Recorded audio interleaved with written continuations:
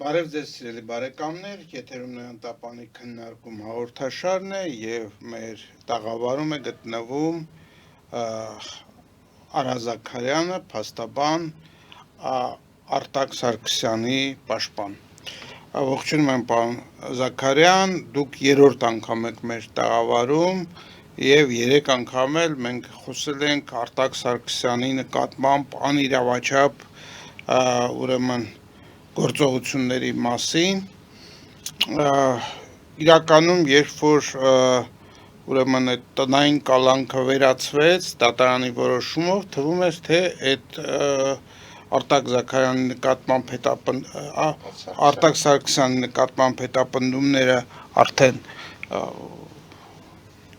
անցած этап են, ինչն է բերել այսօր ձեզ մեզ մոտ։ Բարև ձեզ, շնորհակալություն հրավերի համար, այսօր ես եկել եմ խոսեմ այն շարունակվող ապօրինությունների մասին, որը որ Արտակ Սարգսյանի գործով պաշտպանյալից հանդեպ իրականացվում է, վերջերս, այսինքն 2025 թվականի դեկտեմբերի 8-ին Վերաքննիչ դատարանը բավարարեցին բողոքը եւ Արտակ Սարգսյանի նկատմամբ կիրառված բոլոր խափանման միջոցները վերացրեց։ Մասնավորապես կիրառված էին բացակայելու արգելք եւ վարչական հսկողություն։ Մեր օրենքի համաձայն դատական ակտը խափանման միջոցի հետ կապված հրապարակման պահից մտնում է օրինական ուժի մեջ, հետո անձը կարող է բողոքարկել դժգոհ կողմը, բայց ուժի մեջ մտնելու հանգամանքը նշանակում է, որ այդ դատական ակտը պետք է անհապաղ կատարվի։ Ստանալով Վերաքննիչ դատարանի որոշումը, դրա օրինակը ներկայացրեցինք պրոբացիոն ծառայություն, խնդրելով անհապաղ այն սարքը, էլեկտրոնային սարքը, որի միջոցով որ վարչական հսկողությունը իրականացվում է, Արտակ Սարգսյանի ձեռքից հանեն, եւ պրոբացիոն ծառայությունը կատարելով իր պարտականությունները, անհապաղ այդ սարքը հանեց։ Դրա հետ մեկտեղ դիմել ենք նաեւ ոստիկանություն, խնդրելով որպեսզի սեկտ համակարգը բացվեն, որտեղ բացակայելու արգելք խափանման միջոցի պարագայում սահմանային շարժի վրա է արգելք տրվում, անձը չի կարողանում սահմանը հատել։ Ոստիկանությունից տեղեկություն ստացանք, որ իրենք չեն հանի, քանի որ հանելու հետ կապված իրավասությունը վերապահված է բացառապես քննիչին, քննիչը պետք է իրենց ասի բացենք, սեկտը որ նոր բացեն։ Դատարանի որոշումը իրենց համար հիմք չէ։ Այդ տեղեկությունը ստանալով անհապաղ բնականաբար արդյոք դա օրինական է։ Դա միանշանակ ապօրինություն է, որովհետև նորից եմ կրկնում, մեր օրենքի համաձայն օրենքի մեջ ուղղակիորեն նշած է, որ օրինական ուժի մեջ մտած դատական ակտը ենթակա է կատարման բոլոր պետական մարմինների, տեղական ինքնակառավարման մարմինների եւ բոլոր անձանց համար։ Դա ուղղակիորեն օրենքի պահանջն է։ Այնուհանդերձ հաղորդում ներկայացրեցի ոստիկանության իրավասու պաշտոնատար անձի կողմից դատական ակտը կատարելու չարամտորեն խոչընդոտելու առումով, դրա հետ մեկտեղ զուգահեռ նաև քննիչին միջնորդություն հարուցեցի, որ քննիչը անհապաղ գրություն ուղարկի ոստիկանություն, որ սեկտ համակարգը բացվի պաշտպանյալիս համար։ Եվ ստացա մի ցնցող քննիչի կողմից որոշում, որտեղ որ քննիչը ուղղակիորեն ընդունում է, որ այո, արկա է դատական ակտ, որով որ վերացվել են Արտակ Սարգսյանի նկատմամբ կիրառված բոլոր խափանման միջոցները, միևնույն ժամանակ ասում է համաձայն չենք այդ որոշման հետ, այն պետք է բողոքարկենք, հետևապես չեն դիմում իրավասու մարմնին, ոստիկանությանը, որպեսզի սեկտը բացվի։ Սա իմ պրակտիկայում, ես մոտ 30 տարվա պրակտիկա ունեմ, առաջին դեպքն է, երբ քննչական մարմինը հրաժարվում է օրինական ուժի մեջ մտած դատական ակտը կայացնելուց։ Ես կխնդրեմ էկրանին ցույց տան այդ որոշումը քննիչի, եթե կարելի է, եւ շարունակենք մեկ զրուցել։ Ինչն է այս որոշման մեջ ձեր կարծիքով ապօրինի։ Ապօրինին նա է, որ Վերաքննիչ դատարանի 2025 թվականի դեկտեմբերի 8-ի որոշումը հրապարակման պահից ուժի մեջ համտել եւ ենթակա էր կատարման բոլորի կողմից, այդ թվում եւ քննիչի, եւ ոստիկանության համապատասխան իրավասու մարմնի պաշտոնատար անձի կողմից, եւ երկուսն էլ իրար հետ միասին նախնական համաձայնության գալով հրաժարվում են դատական ակտի կատարումը։ Եվ այս արդիվ նաև հաղորդում եմ ներկայացրել քննչական կոմիտե, խնդրելով պաշտոնատար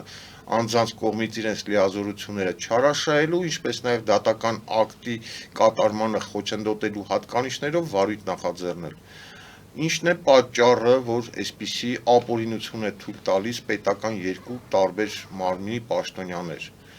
Ձեր կարծիքով ի՞նչն է Այ պատճառը։ պատճառը նա է, որ ես ինչպես սկզբից ասում էի, որ Արտակ Սարգսյանի նկատմամբ քրեական հետապնդումը իրականացում է բացառապես իր քաղաքական հայացքների եւ այն հրապարակավ ներկայացնելու համար, հենց սա էլ ապացույցներից մեկն է, որ վարույթ իրականացնող մարմինը անգամ քնի չոր որ օրենքները շատ լավ գիտի, որ դատական ակտի չկատարումը դա հանցագործություն է, բայց այնուհանդերձ որոշում է կայացնում չկատարելու վերաբերյալ։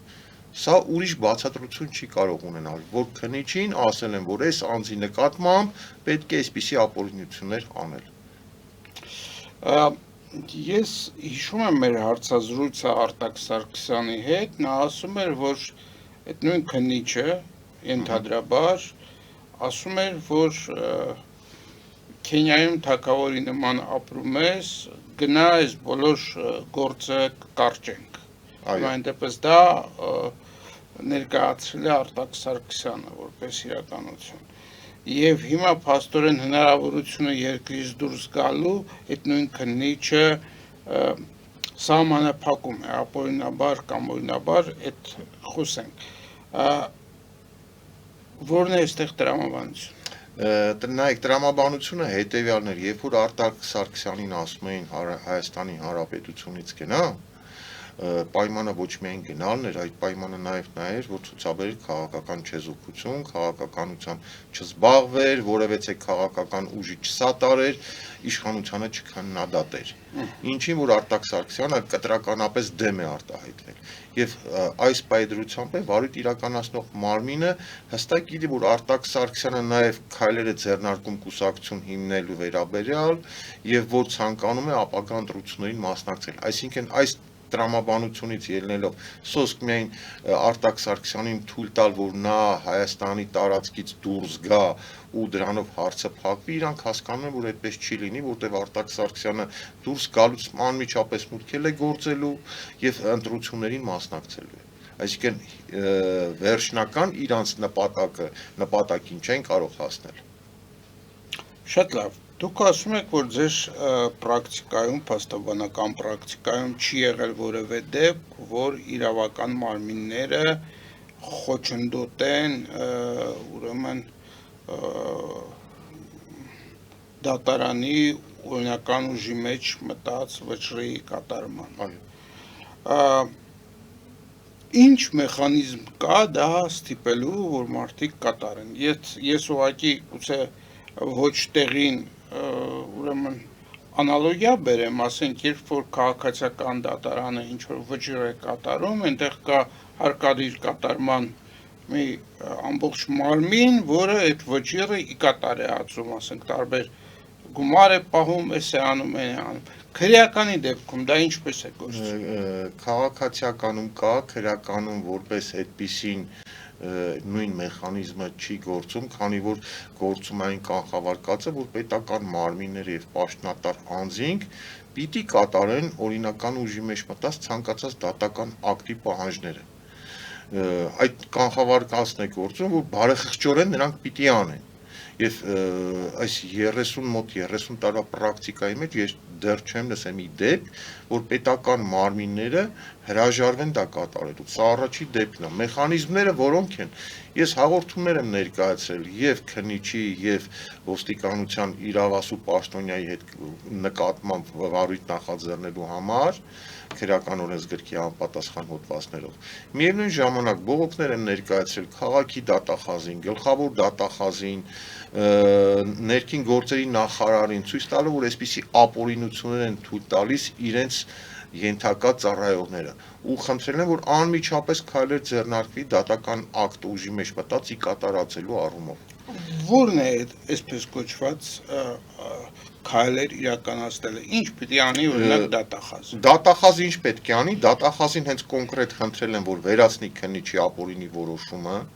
անհապաղ ցուցում տա քննիչին, որպեսզի գրություն ուղարկի ոստիկանություն սեկտ համակարգը բացելու համար, Նախարարին դիմել եմ, որ օրինական ուժի մեջ մտած դատական ակտը ձեր աշխատակիցը հրաժարվում է կատարել, անհապաղ ցուցում տալ, որպեսզի սեկտ համակարգը բացվի։ Դրա հետ մեկտեղ Այսինքն դուք ուզում եք հասնել ձեր պաշտպանյալի համար այն իրավունքին, որը նրան տվել է դատարանը։ Այո, բայց միևնույն ժամանակ դուք չեք զբաղվում նրանով, որ նույն քննիչը կամ ոստիկանության հետ համապատասխան բաժանմունքը ապօրինություն է արել եւ նրանք պետք է պատիժ կտրեն։ Ոնց չենք զբաղվում, բայց ասացի հաղորդում եմ ներկայացրել։ Այո, այսինքն ինչ պետք է արվի, քրեական վարույթ պետք է քրեական վարույթ նախաձեռնվի, դատական ակտը կատարելուն խոչընդոտելու եւ պաշտոնական լիազորությունները չարաշահելու հատկանիշներով։ Կատարվի քննություն, մեղավոր անձինք պարզվեն ու ենթարկվեն քրեական պատասխանատվության։ Շատ լավ, մի հարց էլ, որ երևի կհուզի մեր հեռուստատողների շատ-շատերի, Հայաստանի Հանրապետությունում խոսքի ազատություն կա։ Տարբեր քաղաքական գործիչներ, տարբեր երկրների, այսպես ասեմ, ազդեցության գործակալներ քաղաքականության մեջ վխտում են։ Եվ ասում են տարբեր կարծիքներ, քննադատում են իշխանություններին եւ այլն։ Ինչու հենց հատկապես Արտակ Սարգսյանի հանդեպ է կատարվում այդ ապօրինությունը, արդյոք Արտակ Սարգսյանը ունի ինչ-որ այնպիսի մի բան, որ այս մնացածները չունեն եւ մեր իշխանությունները, ինչպես դուք եք պնդում, հենց Արտակ Սարգսյանի քաղաքական գործունեությունը վախենալով, ուրեմն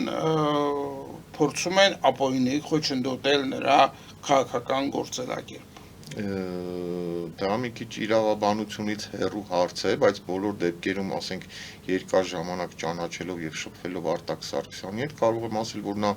ունի ներքին ուժ պոտենցիալ եւ հնարավորություններ եւ ես կարծում եմ, որ իշխանությունը դրանից քաջատեղյակ է եւ հենց այդ հանգամանքները իրենց համակցության մեջ բերեցին իշխանության այն համոզման, որ Արտակ Սարգսյանը կարող է իրենց համար որպես ընդդիմադիր լուրջ վտանգ ներկայացնել եւ հատկապես սկսեցին Արտակ Սարգսյանի նկատմամբ նման հետապնդում իրականացնել։ Շատ լավ, փորձենք ամփոփել հաղորդումը։ Փաստորեն իրավական մարմինները, որոնք մարդկանց իրավունքները պետք է պաշտպանեն եւ պատժեն իրավունքները խախտողներին, ձեր պնդմամբ իրենք են խախտում օրենքը։ Այդպես է թե ոչ թե իմ պնդմամբ, այլ ես ձեզ ներկայացրեցի որոշումը քննիչի կողմից, որ հանրությունն էլ կարդա ծանոթանա, հենց քննիչի որոշման մեջ ուղղակի նշված է, որ այո, կա ուժի մեջ մտած դատական ակտ, որ իրանք հրաժարվում են կատարել։ Քանի որ նախատեսում են դիմել Քանի որ նախատեսում են բողոքարկել, այո։ Այսպիսի իրավիճակ հնարավոր է, որ ասենք օրինակ լավ, դուք շահել եք, ասենք, վերաքննիչ դատարանը, նրանք նախատեսում են վիճարկել այդ խոսքը դեռ վերաբերվում է բանին, չէ, միայն խափանման միջոցներին, ուրիշ բանի չի վերաբերվում։ Չէ, տվյալ դատարանը իրավասու էր միայն խափանման միջոցի հետ կապված դիրքորոշում։ Եվ այս պահով, քանի որ դատարանը որոշել է այս վիճակը, բայց ես պիտի դեռ բողոքարկեմ, ես իրեն թույլ չեմ տալիս այդ օգտվել այդ ազատությունից։ Այսպես է թե ինչպես պետք է լինի։ Պիտի բոլոր տեսակի խափանման միջոցները վերացվեին անհապաղ, որևէ իրավունքի սահմանափակում պիտի տեղի չունենար եւ բողոքարկեին։ Օրինակներ բազմաթիվ կարամ ձեզ բերեմ։ Հենց տվյալ դեպքով, նայեք, Արտակ Սարգսյանի նկատմամբ երկու տեսակի խափանման միջոց էր կիրառված։ Մեկը վարչական հսկողություն, որի պայմաններում համապատասխան էլեկտրոնային սարք ձեռքին կամ ոտքին մեղադրյալի հագցնելու միջոցով հսկողություն է իրականացում նրա տեղաշարժը։ Հենց այս որոշումը ստացանք վերաքննիչ դատարանի, մենք անմիջապես ներկայացրեցինք պրոբացիոն ծառայություն։ Եվ պրոբացիոն ծառայությունը անմիջապես այդ հսկող սարքը Արտակ Սարգսյանի ձեռքից հանեց։ Այսինքն ի կատար ածվեց դատական ակտը վարչական հսկողության մասով։ Մյուս մասով, բացակայելու արգելքի մասով, հրաժարվեցին ի կատար ածել։ Ու մեր պրակտիկայում տասնյակ, հարյուրավոր, հազարավոր դատական ակտեր կան, միջդատական վարույթում խափանան միջոցի հետ կապված։ Եվ բոլորն էլ անխտիր հրապարակելու պահից ի կատար են ածվել, մտել են ուժի մեջ, ի կատար են ածվել, անկախ նրանից, թե ինչ որ մի կողմ դրանից գոհ է, թե դժգոհ է։ Դժգոհ կողմը իհարկե կարող է իր իրավունքը իրականացնել, բողոքարկել, բայց դա ամենևին էլ չի կարող կասեցնել դատական ակտի կատարումը։ Իսկ տվյալ պարագայում քննիչը փորձում է դատական ակտի կասեցում հասկացողություն կիրառել իր որոշմամբ, որը որ անթույլատրելի է, անընդունելի է եւ քրորեն պատժելի է։ Շնորհակալություն, կհետևենք իրադարձություններին, ես եթերով ձեզ հրավիրում եմ, եթե զարգացումներ լինեն մեր հեռուստադիտողներին պատմեն այդ զարգացումների մասին, ինչևէ, ես կարծում եմ, որ բոլոր ապօրինությունները պետք է պատժվեն եւ այդ պատիժն է, որ միայն կստիպի հետագայում այլ ուրեմն կառույցների կամ մարդկանց չանել նման ապօրինություն։ Սիրելի բարեկամներ, սրանով մեր հաղորդումը ավարտվեց, հիշեցնեմ, որ մենք զրուցում էինք Արտակ Սարգսյանի պաշտպան Արա Զաքարյանի հետ։ Մաղթում եմ ձեզ ամենայն բարիք եւ մինչեւ նոր հանդիպում։